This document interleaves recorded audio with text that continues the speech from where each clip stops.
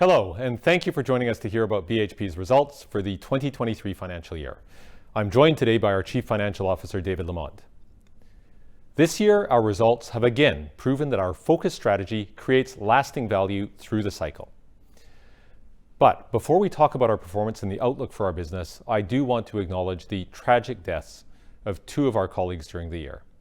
Safety is our top priority and fundamental to our success, and we remain resolute in our commitment to eliminating fatalities and serious injuries at BHP.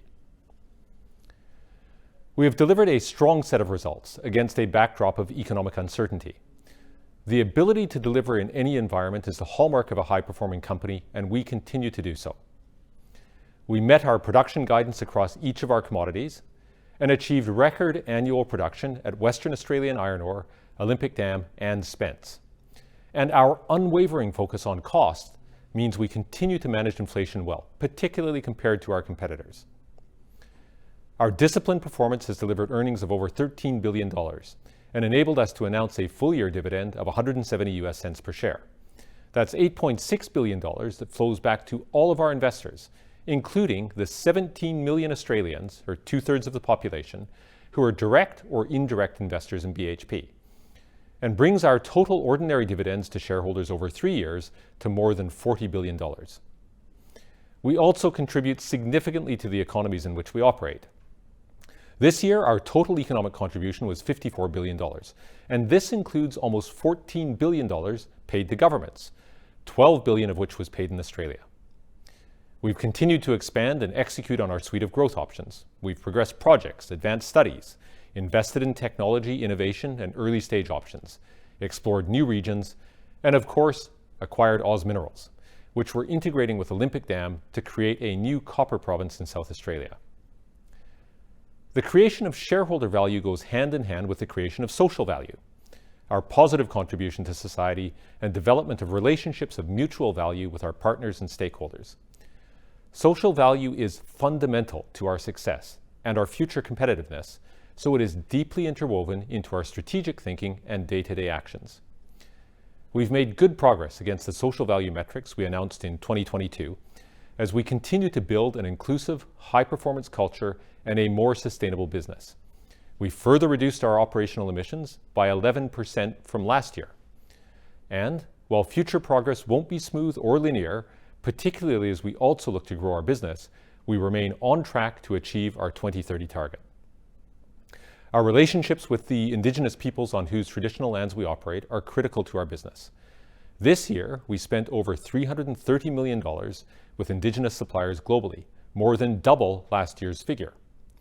In Australia, we also achieved the Elevate designation for our latest Reconciliation Action Plan, which we co-created with traditional owners and speaks to the way we embed initiatives that include support and empower Indigenous people. Jobs in the mines of the future are changing. Safer, more high-tech, more automated. In the competition for the best talent, BHP must be an attractive place to work for everybody. We advanced female employee representation to more than 35%. That's more than double since we announced our ambition to achieve global gender balance by 2025. So with that, I'll now hand over to David to take you through our financial results. Thanks, Mike. We delivered another strong set of results, despite lower prices and continued inflationary pressures. Our EBITDA margin at 54% and return on capital employed at 29% reflects the quality of our assets and reliable operating performance. Underlying attributable profit decreased by $7.9 billion to $13.4 billion. Taxes and royalties amounted to $10.6 billion, which reflects an effective tax rate of 41.3%. Ensuring shareholders continue to benefit from our consistent and reliable performance, we've announced a final dividend of 80 US cents per share, fully franked, which equates to $4 billion. During the year, we spent $7.1 billion on capital and exploration expenditure, an increase of 16% year on year. And net debt finished at $11.2 billion, including $7 billion related to the acquisition of Oz Minerals. In the near term, we expect to stay at the upper end of our $5 to $15 billion target range as we ramp up spend on growth. The biggest driver of year-on-year decline in earnings was lower commodity prices. Iron ore and copper, our two largest segments, saw prices down 18% and 12% respectively compared to last year. Metallurgical coal prices declined 22%. Usually, the impact of lower prices would be partly offset by lower royalties. But in Queensland, royalties increased as we paid an additional $700 million under the new royalty regime. We also continue to see the effects of inflation, which had a negative $1.7 billion impact and equates to around an effective rate of around 10%. The favourable impacts of the weaker Australian dollar and Chilean peso against the US dollar were only a partial offset to inflation. Beyond these external pressures, we delivered well against the areas within our control. Production was up 3% in copper equivalent terms and delivered an increase of $1.5 billion. And on the cost front, we continued to perform well, meeting unit cost guidance for the majority of our assets. The $1.4 billion increase in controllable cash costs is primarily due to unfavourable timing impacts of inventory movements. The $1.1 billion in the other category largely reflects one-off costs of $400 million in relation to the Oz Minerals acquisition and employee allowances and entitlements, as well as the $400 million accounting impact due to movements in the freight index on some of our freight contracts, specifically continuous voyage charters. Attributable profit declined 37% and is lower than our EBITDA due to depreciation, interest associated with maintaining a healthy capital structure, substantial taxes, and then backing out amounts related to non-controlling interests, notably Escondida and Jimblebar. Our operations are performing well. We continue to produce strong margins and a consistently high baseline of cash flow. Over the past decade, we have delivered average margins of 55%, significantly ahead of our nearest competitors, and generated average net operating cash flow of $20 billion per year. This stability is a hallmark for us and demonstrates the quality of our portfolio and the consistency of our returns, despite volatility in the sector. This strong performance is seen around the business. Iron ore continued to perform incredibly well, with an EBITDA margin of 67%, underpinned by record production volumes at Western Australian Iron Ore, strong price realisations relative to benchmark, and the lowest cost of the major producers, with C1 costs of $15.86 per tonne, up only 5%. In copper, our margin remains healthy at 47%. Escondida's production increased 5% year on year, and while unit costs increased 17%, this was a solid outcome in the context of what our competitors are experiencing. This reflects Chilean inflation of around 12%, as well as above inflation price increases for diesel and explosives. We achieved record production at Spence following higher concentrator throughput, and at Olympic Dam as a result of continued strong concentrator and smelter performance. BMA finished the year in a strong position, offsetting the impact of significant wet weather during the first 3 quarters with strong underlying operational performance. Continued improvement in truck productivity following further transitions to the autonomous fleet was a key driver. In nickel, our margin was lower year on year as we purchased additional high-cost third-party concentrate to compensate for ore supply issues and drew down on inventory. New South Wales Energy Coal achieved a strong EBITDA margin of 56%. We continue to manage this asset for value as we transition towards ceasing mining in 2030. And at Jansen, Stage 1 is now 26% complete and remains on budget and ahead of its original schedule. Our ongoing focus on productivity and costs allowed us to manage external pressures well, delivering a strong performance operationally and on the cost front. Now turning to capital expenditure. We are increasing our spend as we look to unlock productivity, decarbonise our assets, and deliver growth in future-facing commodities. Incorporating the Oz Minerals assets, we expect to spend around $10 billion on capital and exploration in the 2024 and 2025 financial years. The majority of this will go towards improvement and growth as we progress Jansen, Copper South Australia projects, and growth in the Pilbara. As we've said, we're not spending any growth capital at BMA, as these projects are uncompetitive following the Queensland Government's decision to raise royalty rates to the highest maximum rate on coal in the world. As we look to the medium term, we expect spend to increase to around $11 billion per year. An increasing proportion of this, around 70%, will go towards future-facing commodities. This includes continued spend on Jansen Stage 1 and potentially Stage 2, growth in our Chilean and Australian copper operations, and nickel. However, as always, this is not set in stone. We remain flexible and will only spend capital where we see compelling value. With that, I'll now hand back to Mike for an update on the business. Thanks, David. I'd like to now explain our outlook for the commodities we produce and what we're doing to grow value. In the near term, we expect the economic environment to remain uncertain. Anti-inflationary policies have slowed demand in the developed world. And while China and India have been a source of relative stability for commodities demand over the last 6 months, as expected, momentum in China has slowed. The July Politburo meeting set a positive pro-growth tone.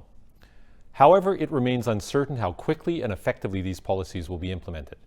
If policy is implemented well, 2023 should end with solid momentum moving into 2024.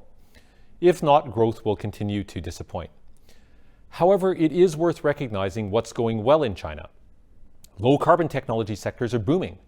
Infrastructure investment is strong.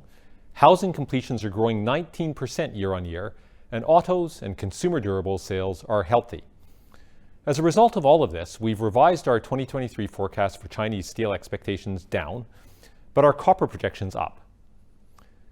While there is uncertainty in the short term, the long-term outlook remains positive. Traditional demand drivers are an undeniable force. Population growth, ongoing urbanization and industrialization, and rising living standards are expected to result in a global economy that is 2.5 times larger by 2050. The energy transition is expected to further amplify demand, not only due to the massive investment required in decarbonization infrastructure, but also due to potential climate-related physical impacts which may drive more frequent replacement of capital stock and more investment in defensive measures to mitigate these risks. Cost differentiation is expected to become even more pronounced. General inflation and labor are expected to put upwards pressure on costs, particularly for companies that are less efficient. The costs of decarbonization are also expected to be inflationary and will disproportionately impact companies with higher emissions intensity. As such, while the marginal cost of mining production is now clearly higher than in the past, in the medium term, there are signs that it could go higher still, once the after effects of the pandemic and the ongoing Ukraine conflict unwind. That means lower cost operators like BHP stand to capture higher relative margins in certain commodities. Combined with the challenges of bringing on new supply, for example, due to grade decline headwinds, a lack of economic discoveries, permitting challenges, and local stakeholder opposition, this creates an environment in which companies like BHP can thrive. This year marked an inflection point in the resources sector. My sense is that the business and political circles are beginning to grasp the scale of the challenges the world faces in securing the metals and minerals needed for global growth and the energy transition, as well as the opportunities those challenges present for nations, communities, and companies. BHP's strategy, commitment to social value, and the deliberate shaping of our portfolio means we are well positioned to benefit from these trends. So how do we seize on this opportunity? First and foremost, increasing productivity from existing assets is our most valuable lever. And this requires an ongoing focus on optimization and efficiency through the way we operate our assets, the way we embrace innovation, and our culture of continuous improvement to ensure we make the most of what we already have. And our cathodes team at Escondida exemplifies this. Their systematic approach to continuous improvement has delivered a substantial improvement in performance, and they were recently awarded the prestigious Shingo Prize for operational excellence. Our strategy is focused on owning assets in attractive commodities that are large, long life, low cost, and with options to expand. The larger the ore body, the larger the potential opportunity they present for organic growth, not just in the short term, but over decades. Western Australian iron ore is a prime example of this. It's an asset that was operating at around 60 million tons per year in the 1990s. And my guess is that its potential probably wasn't imagined at that time. But by capturing opportunities to expand and improve, we're now at 285 million tons per annum and progressing towards 305. Our studies into further growth to 330 million tons per annum are due to be completed in 2025. I'll come back to our plans in South Australia and the Americas shortly. We're also actively generating longer-term options through our other levers. In exploration, we've refined our approach and ramped up spend over recent years, which has led to the discovery of the Ocelot copper system in Arizona and ongoing exploration success at Oak Dam in Australia. And we've made additional investments in early-stage options. We've substantially increased our investment in innovation. The global need to increase commodity supply ever more sustainably will only be achieved by breakthroughs in innovation and technology. And BHP's significant resource holdings mean that even small improvements in our methods can deliver a great deal of value. The successful acquisition of Oz Minerals also creates an exciting opportunity. We're working hard to embed its assets and its excellent people into BHP. The culture and people of Oz Minerals were a key part of its success and contributed significantly to its attractiveness as an acquisition. Combining Olympic Dam, Carrapateena, Prominent Hill, and Oak Dam will create a new copper province for BHP in South Australia. And as we've demonstrated at Western Australian Iron Ore and BMA, having operations in close proximity to each other brings substantial benefits, including the leveraging of shared infrastructure and relationships towards better productivity and long-term growth.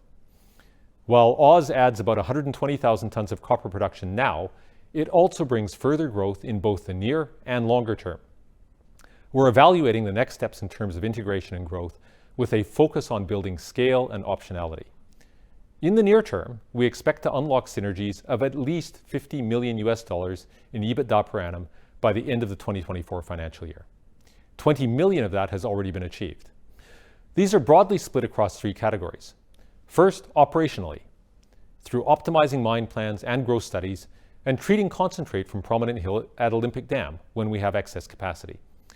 Second, through procurement, integrating supply chain, sharing inventory, and leveraging the cost savings from the BHP network. And finally, at the corporate level, by reducing compliance costs and streamlining functions. Of course, we expect to create far more significant value over the medium to longer term as we integrate our operations and optimize our growth pathway.